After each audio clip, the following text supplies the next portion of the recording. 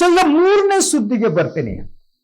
So ಅದು ಯಾಕೆ ಗೊತ್ತಿಲ್ಲ, ಈ ಪಂಚಮಸಾಲಿ ಗುರುಗಳಿದಾರಲ್ಲ, ಇದ್ದಕ್ಕಿದ್ದಂಗೆ ವಿವಾದಕ್ಕೆ ಸಿಕ್ಕಾಕತ್ತಾಳೆ ನೋಡಿ. ಇನ್ನೊಬ್ಬರು ಸಿಕ್ಕಾಕೊಂಡ್ರು. ಅದೇನೇನಾಯ್ತು ಅಂತ ನೋಡಿದ್ದೀರಿ ತಾವು. ಆ ಸುದ್ದಿಯನ್ನ ನೀವು ನಮ್ಮ ವಾಹಿನಿಯಲ್ಲೂ ನೋಡಿದ್ದೀರಿ. ಈಗ ಮತ್ತೊಬ್ಬರ ಸರದಿ. ಸೊ ಅವರು ವಚನಾನಂದ ಸ್ವಾಮೀಜಿಗಳು, ಅವರ ಹರಿಹರ ಪೀಠ ಏನಿದೆ ಅದು ಪಂಚಮಸಾಲಿ ಪೀಠ, ಆ ಪೀಠದ ಮುಖ್ಯಸ್ಥರು. ಈಗ ಅಲ್ಲಿ ಗಲಾಟೆ ಶುರುವಾಗಿದೆ. ಏನು ಗಲಾಟೆ ಅನ್ನೋದಕ್ಕಿಂತ ಮೊದಲು ಈ ಪಂಚಮಸಾಲಿ ಪೀಠವನ್ನ ಏರಿರುವಂತಹ ವಚನಾನಂದ ಸ್ವಾಮಿಗಳು ಮೊದಲೇ ಹೇಗಿದ್ರು, ಅವರು ಯೂಶುವಲಿ ಯೋಗ ಕಲಿಸ್ತಾ ಇದ್ರು. ಕನ್ನಡದ ಪ್ರಮುಖ ವಾಹಿನಿಯೊಂದರಲ್ಲಿ ಬೆಳಗ್ಗೆ ಬಂದು ಯೋಗದ ಕಾರ್ಯಕ್ರಮವನ್ನು ಮಾಡ್ತಾ ಇದ್ರು. ಹಾಗೆ ಮಾಡ್ತಾ ಇದ್ರು. ಅವ್ರನ್ನ ಫೌಂಡೇಶನ್ ಮಾಡಿದ್ರು, ಶ್ವಾಸ ಫೌಂಡೇಶನ್ ಅಂತ. ಚೆನ್ನಾಗಿತ್ತು ಅದು. ಸೊ ಈ ಶ್ವಾಸ ಫೌಂಡೇಶನ್ ಮಾಡಿದ್ರು. ಎಲ್ಲ ಕಡೆ ಯೋಗವನ್ನ ಪಸರಿಸುವಂತಹದ್ದು, ಸೂರ್ಯ ನಮಸ್ಕಾರ ಮಾಡೋದು, ತಲೆ ಕೆಳಗೆ ನಿಂತ್ಕೊಳ್ಳೋದು, ತಲೆ ನೆಟ್ಟಿಗೆ ನಿಂತ್ಕೊಳ್ಳೋದು, ಎಲ್ಲವನ್ನ ಅವರು ಕಲಿಸ್ತಾ ಇದ್ರು. ಆಗ ಆ ಸಂದರ್ಭದಲ್ಲಿ ಹರಿಹರದಲ್ಲಿ ಪಂಚಮಸಾಲಿ ಅನ್ನುವ ಒಂದು ಪೀಠವನ್ನ ಮಾಡೋದಕ್ಕೆ ಮುಂದಾದ್ರು. ಅದು ಬೇಕಾಗತ್ತೆ ಕಣ್ರಿ, ಒಂದು ಜಾತಿ ಸಮುದಾಯಕ್ಕೆ ಒಂದು ಪೀಠ ಸ್ವಾಮಿಗಳು ಬೇಕು. ಯಾಕಂದ್ರೆ ಒಂದು ಶಕ್ತಿಯನ್ನು ಕೊಡ್ತಾ ಹೋಗುತ್ತೆ ಅಂತ, ಒಂದು ಸ್ಟ್ರೆಂತ್ ಅನ್ನು ಕೊಡ್ತಾ ಹೋಗುತ್ತೆ. ಸೊ ಮಾಡಿದ್ರು. ಸ್ವಾಮೀಜಿ ಇನ್ನೇನೋ ವಿವಾದ ಇರಲಿಲ್ಲ.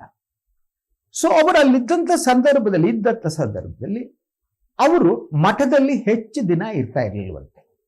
ತಿಂಗಳಲ್ಲಿ 2 ದಿನ 3 ದಿನ ಅವರು ಹರಿಹರದ ಮಠದಲ್ಲಿದ್ದರೆ, ಉಳಿದ ಸಂದರ್ಭದಲ್ಲಿ ಬೆಂಗಳೂರಿನಲ್ಲಿ, ಯಾಕಂದ್ರೆ ಅವ್ರದ್ದು ಈ ಫೌಂಡೇಶನ್, ಅದು ಶ್ವಾಸ ಫೌಂಡೇಶನ್, ಆ ಕೆಲಸಕ್ಕೋ ಇನ್ನೊಂದಕ್ಕೋ ಆಗ್ತಾ ಇದ್ರು ಅಂತ. ಈ ನಡುವೆ ಈ ಮಠವನ್ನ ನಡೆಸುವಂತ ಟ್ರಸ್ಟ್ ಇದೆಯಲ್ಲ, ಆ ಟ್ರಸ್ಟ್ ಅಲ್ಲಿ ಭಿನ್ನಾಭಿಪ್ರಾಯ ಶುರುವಾಯಿತು. ಸ್ವಾಮೀಜಿಯವರು ಟ್ರಸ್ಟಿಗಳನ್ನ ಬದಲು ಮಾಡುವ ಒಂದು ಇದನ್ನ ಪ್ರಪೋಸಲ್ ಅನ್ನ ಇಟ್ಟರಂತೆ. ಹೊಸ ಟ್ರಸ್ಟಿಗಳು ಬೇಕು ಅಂತ. ಪ್ರಾಯಶಃ ಹಾಗೆ ಇರುತ್ತೆ. ಅದು ಆಡಳಿತವನ್ನ ತಮ್ಮ ನಿಯಂತ್ರಣಕ್ಕೆ ತೆಗೆದುಕೊಳ್ಳೋದಕ್ಕೆ ಇಂಥದೆಲ್ಲ ಇದ್ದೇ ಇರುತ್ತೆ. ಆದರೆ ಈಗಿರುವ ಟ್ರಸ್ಟಿಗಳು ಒಪ್ಪಲಿಲ್ಲ. ಇಲ್ಲ, ಸಾಧ್ಯ ಇಲ್ಲ ಅಂತ ಭಿನ್ನಾಭಿಪ್ರಾಯ ಪ್ರಾರಂಭ ಆಗ್ತಾ ಹೋಯ್ತು. ಸೊ ಹಾಗಿದ್ರೆ ಏನ್ ಮಾಡ್ಬೇಕು ಆ ಸಂದರ್ಭದಲ್ಲಿ? ಸೊ ಈಗಿರುವ ಟ್ರಸ್ಟಿಗಳೇನಿದ್ದಾರೆ, ಆಡಳಿತ ಮಂಡಳಿಯವರು ಏನಿದ್ದಾರೆ, ಅವರು ಸ್ವಾಮೀಜಿಗೆ ಒಂದು ಸಲಹೆ ಕೊಟ್ಟರು. ಸ್ವಾಮೀಜಿ, ನೀವು ಒಂದು ಕೆಲಸ ಮಾಡಿ, ನೀವು ಪೂರ್ಣ ಪ್ರಮಾಣದಲ್ಲಿ ನಮ್ಮ ಮಠದ ಮುಖ್ಯಸ್ಥರಾಗಿರಿ, ನಿಮ್ಮ ಶ್ವಾಸ ಬಿಟ್ಬಿಡಿ ಅಂದ್ರೆ ಉಸಿರು ಬಿಟ್ಬಿಡಿ ಅಂತಲ್ಲ, ನಿಮ್ಮ ಶ್ವಾಸ ಫೌಂಡೇಶನ್ನ ಬಿಟ್ಬಿಡಿ ಅಂತ. ಸೊ ಅದು 1 ಸಲ ಹೇಳಿದ್ರು, 2 ಸಲ ಹೇಳಿದ್ರು, 3 ಸಲ ಹೇಳಿದ್ರು, ಒಟ್ಟು 6 ಬಾರಿ ಹೇಳಿದ್ರಂತೆ ಸ್ವಾಮೀಜಿಗಳು. ಇಲ್ಲ, ಅವರು ಶ್ವಾಸ ಫೌಂಡೇಶನ್ ಕಟ್ಟಿದವರು, ಇನ್ನೇನಿದೆಯೋ ಗೊತ್ತಿಲ್ಲ, ನಾನು ಶ್ವಾಸದಲ್ಲೇ ಇರ್ತೀನಿ ಅಂತ.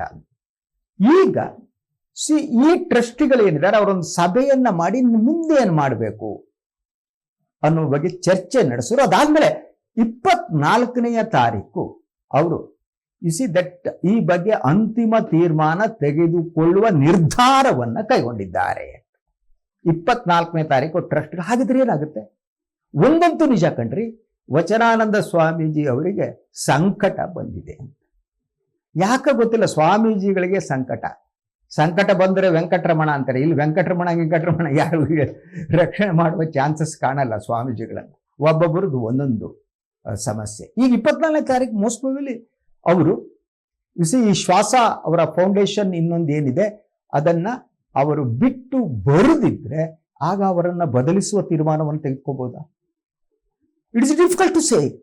It's very very difficult.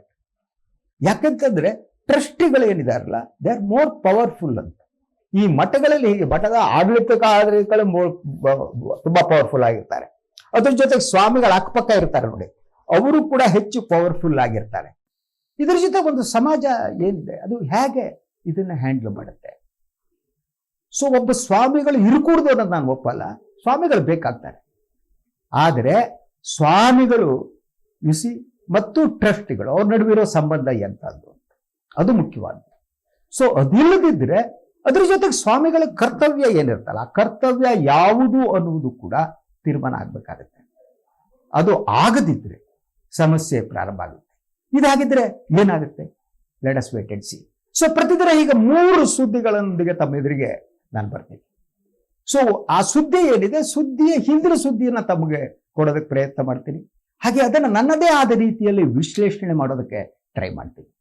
ನೀವು ನನ್ನ ಈ ಒಂದು ವಿಶ್ಲೇಷಣೆಯನ್ನು ರಿಯಾಕ್ಟ್ ಮಾಡಿ. ಐ ನೋ ಇಶ್ಯೂ, ನಾನು ಚೆನ್ನಾಗಿ ಮಾತಾಡಿಲ್ಲ, ನಾನು ಹೇಳಿ ತಪ್ಪಿದ್ರೆ you are every right to criticise.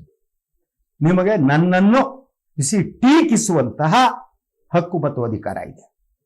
ನಿಮ್ಮಿಂದಲೇ ನಾವು. ನಾನು ಚೆನ್ನಾಗಿ ಮಾತನಾಡಿದಾಗ ನೀವು ಬೆನ್ನು ತಟ್ಟಿದರೆ ಅದಕ್ಕಿಂತ ಸಂತೋಷ ಬೇರೆ ಇರುತ್ತಾ?